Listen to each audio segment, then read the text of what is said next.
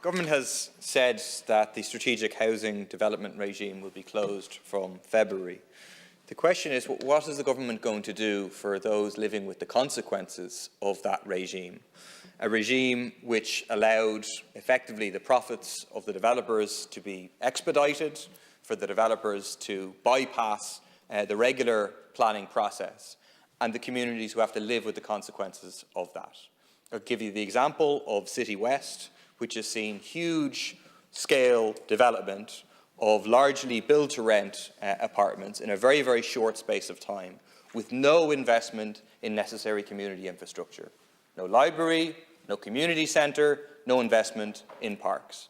What will be done to ensure that those people in City West and in similar communities around the country have the community facilities that are needed in order to live quality lives, given the scale of development that has taken place in the context of the SHDs being used?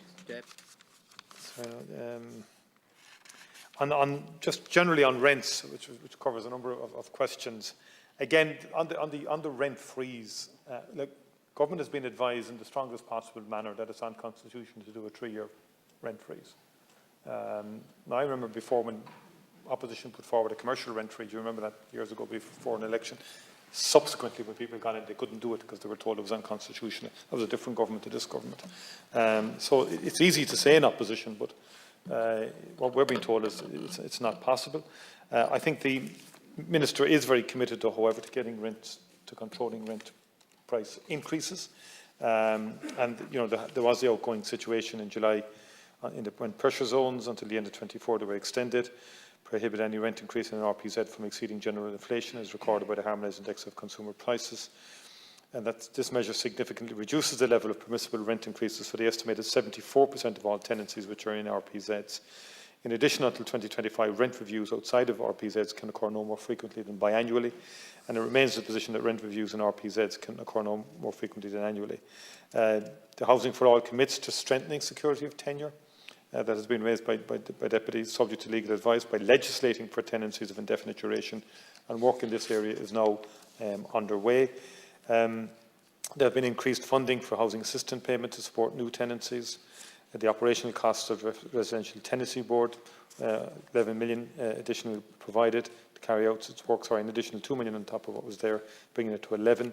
10 million for the rental inspections programme was allocated for 2021 to assist local authorities to achieve inspection targets of private rented accommodation.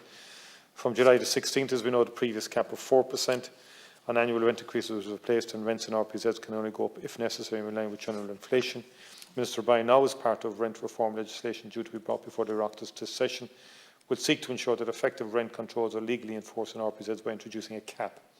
Rent in RPZs will only go up if necessary in line with the general inflation as recorded in the Harmonised Index of Consumer Prices to a maximum cap which is yet to be determined. So, in essence, we want to do everything we possibly can to keep rents down to the lowest possible level. When he brought in the Harmonised Index, that was done in good faith. Obviously, international commodity prices have gone through the roof, and there's a general global inflation drive, which now means that has to be reviewed to see can we get a realistic cap to keep the levels of rent increases down, because they are very high in cities, too high for people. That's something, but ultimately it's supply. We've got to get building supply up. We've got to build more houses for affordable, for rent, and for social housing as well, to take pressure off the HAP system, take pressure off the private sector systems, and give people proper security of tenure in social houses. And progress has been made this year, notwithstanding the lockdown. The sector is coming back strong in terms of commencements and so forth, but we'll wait and see in terms of the end of the year to get the figures in respect of that. Deputy Lahart, I think, made a very good suggestion in respect of a sort of transparent, tangible picture of the affordability landscape for people who wish to buy a house, that they could have some sense of what's happening over time, and I feel that is a very fair point. In terms of strategic development zones, which I think Deputy Murphy raised, again, the Minister is moving to, in terms of the expiry of those, and then in terms of making sure that the right amenities are put in place in largely built-up areas. That's ongoing work.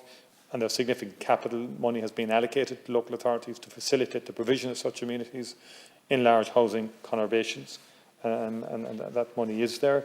In terms of the whole O'Connell Street, Hammerson development, it's going on for decades. It's at the moment it's terrible in terms of the dereliction that is there. The government moved to secure by buying the national monument. There's always a balance to be struck in these situations. I have no interest really in going back another 10, 20 years.